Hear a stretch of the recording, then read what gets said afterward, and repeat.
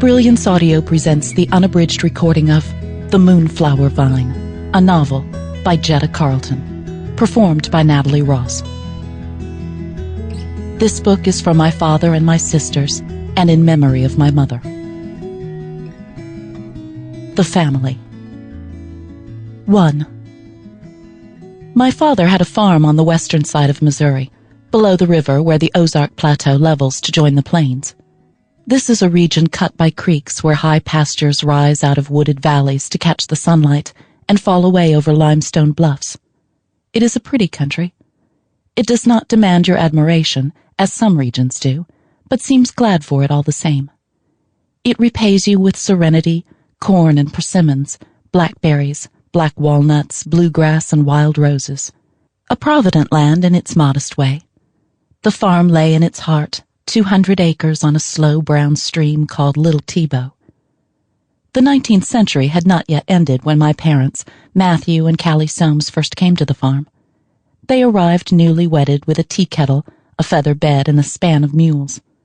Later they went to live in a small town where my father taught school. Sometimes they came back to the farm for the summer. After many years they came home to stay. They painted the house and propped up the old gray barn, bought a bull and a butane tank, and lived here the year around, as happy as if they were hale and 20 instead of a frail old pair who would not see 70 again. My sisters and I used to visit them on the farm.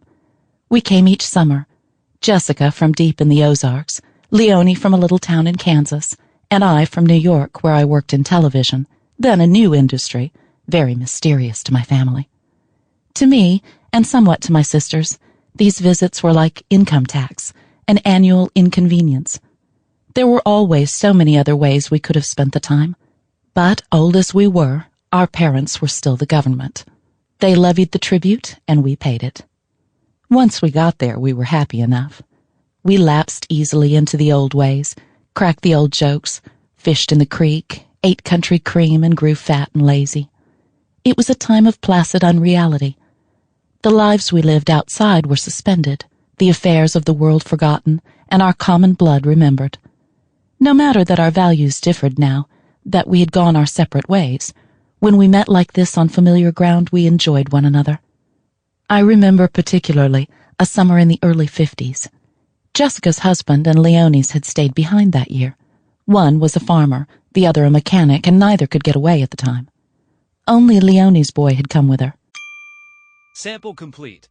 Ready to continue?